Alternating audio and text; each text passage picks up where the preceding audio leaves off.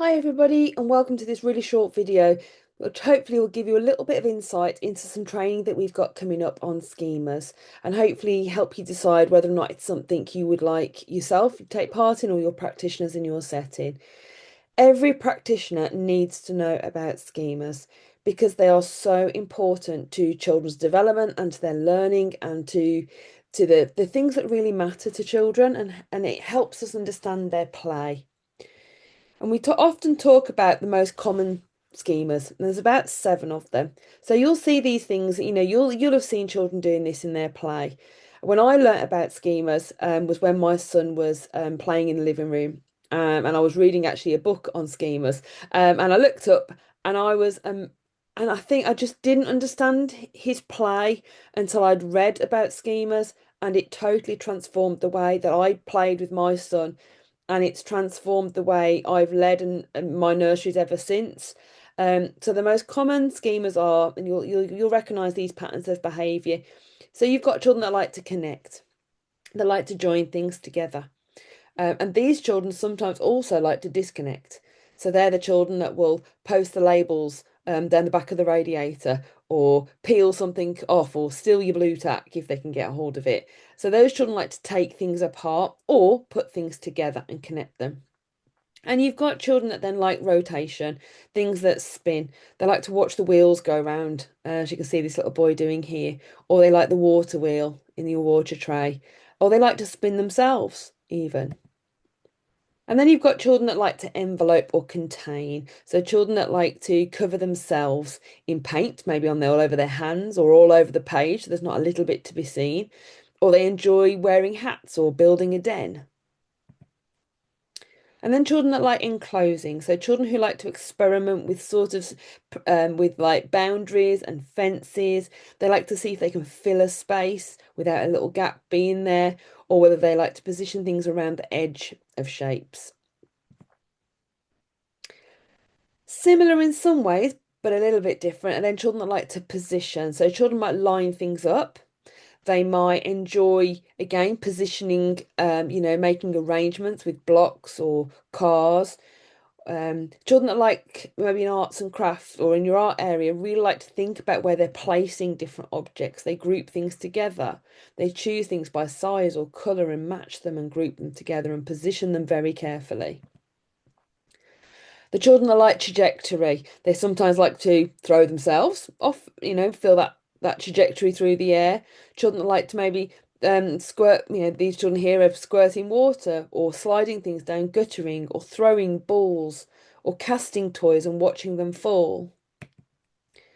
Children that like orientation, that like staring through things, seeing what the world looks like through a tube or through sunglasses, or between their legs if they look upside down, or from the top of a climbing frame, maybe. They like to see the world from a different perspective. Some children like to almost sit upside down on the settee and see the world that's upside down. And then children that like to transport. Now, these are often the children that like to pack up your home corner and take it to different places, often the book corner, or children that like to, kind of carry things. They often look for the carts, the handbags, the boxes. They like to, again, maybe like to transport water between different places. And then the children that like to transform. So some children really like to mix the Play-Doh and the sand together, or mix the water and the sand together. They like to transform one material into another by combining it. And so schemas are really important to children, and they're really important because they almost activate learning. They really engage children with people, with objects, and with the ideas that they have in their head.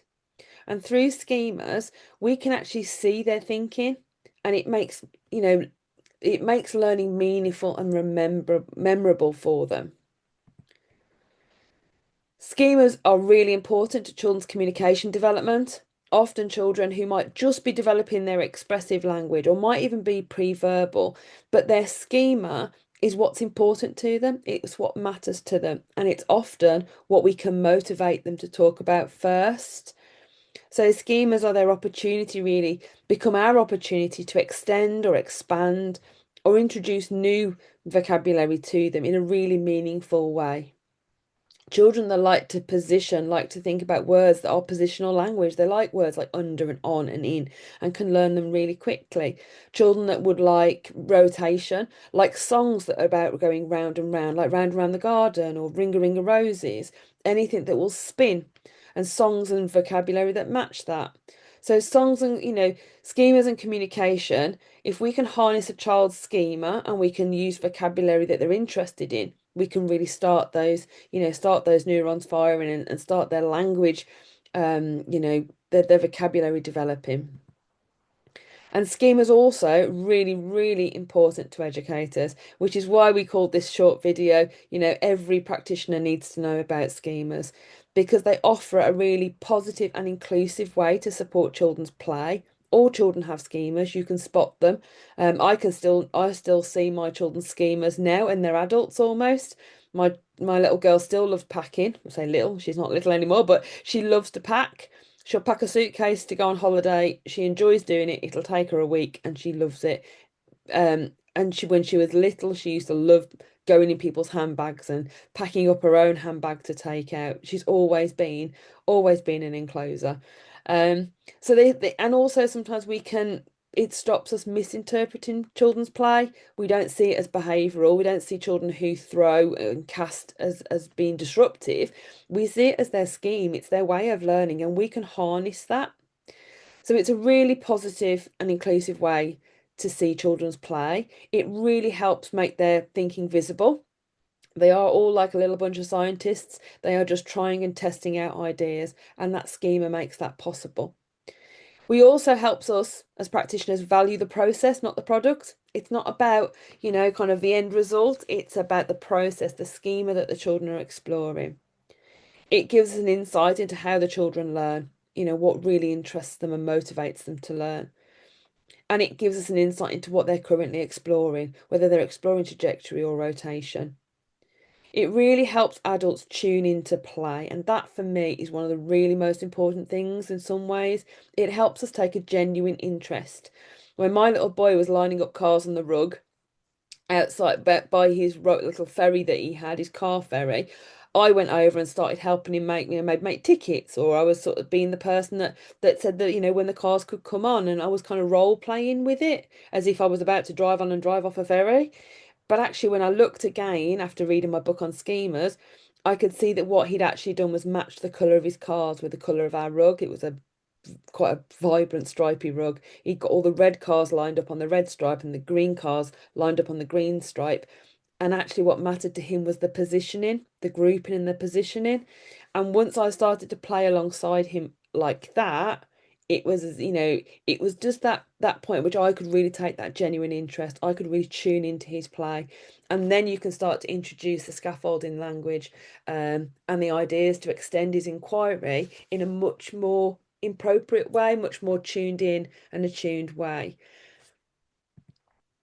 But schemas alone, and schemas have been around, for a long, long time, a very, very long time. And I'm sure you may have some knowledge of schemas that we've just gone through, talking about children that like to transport or connect. But what makes a difference is when you use that schema and you add it to the learning. And that for me is what made a difference to the places that I've worked as a leader. We have always observed and noted children's schemas. So we spot them. We call it schema spotting. We'll spend some time, at the best definite start of term trying to spot children's schemas. But then we use our assessments like Welcome, to identify their gaps in learning. And then we bring those two things together to then plan their next steps and plan the experiences and activities that really matter to those children. And that's what our training will do. Our training will show practitioners how to do that, how to spot schemas, but then how to really support the learning within those.